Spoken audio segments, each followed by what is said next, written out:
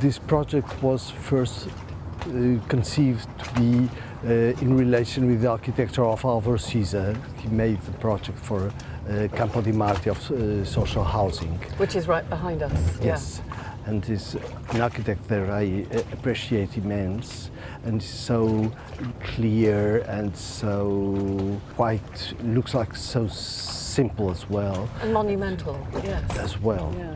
And so I took the measures of 3 by 3 meters of each apartment, and I joined 2 of these measures in order to make one piece of glass or mirror, and to have suspended with the piles that were also the memories of how Venice was built on.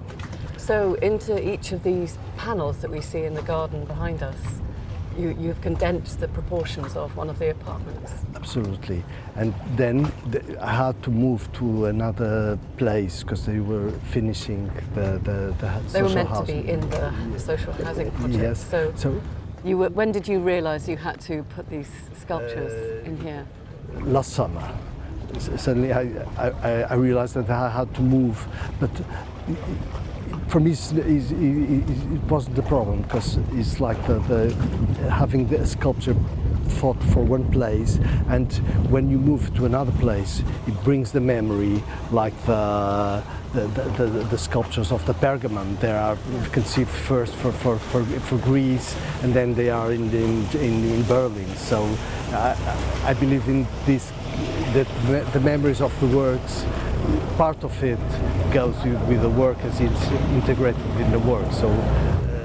But you have this conversation going on between a building that is on one side of the housing blocks that inspired them. Absolutely. And they're on the other. Absolutely. And so this house has a scale which is smaller than the social housing of Siza. It's like the sculptures got bigger, or the architecture got smaller. So, and it has also another possibilities, which is the relationship with the lagoon and the grass and the trees. So the mirrors have many more possibilities than they had before.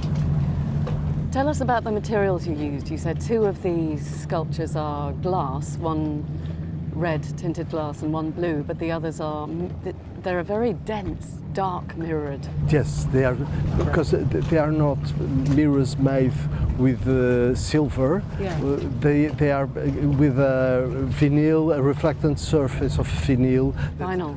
The more light they receive, the more reflectant they become. And at the same time, when you don't have almost any light or fall, they become almost transparent. So people will come to this space at different times of the day and see the sculptures behaving differently almost. Absolutely. They also, you can see in them things completely different as you move in front of them. So it's a kind of cinematic screen as well.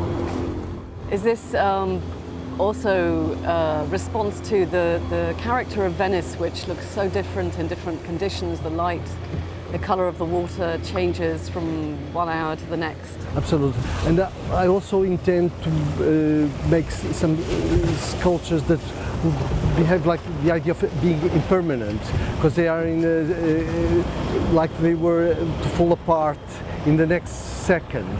And I think this is also Venice that give me this idea, because it's the most difficult place to build. It's precarious. Absolutely. And yet it has endured for hundreds of years.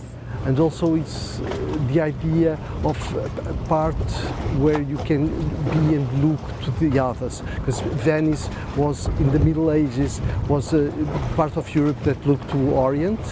As Istanbul was also the part of Asia that looked to Europe. So it's how you can achieve your identity looking to the others.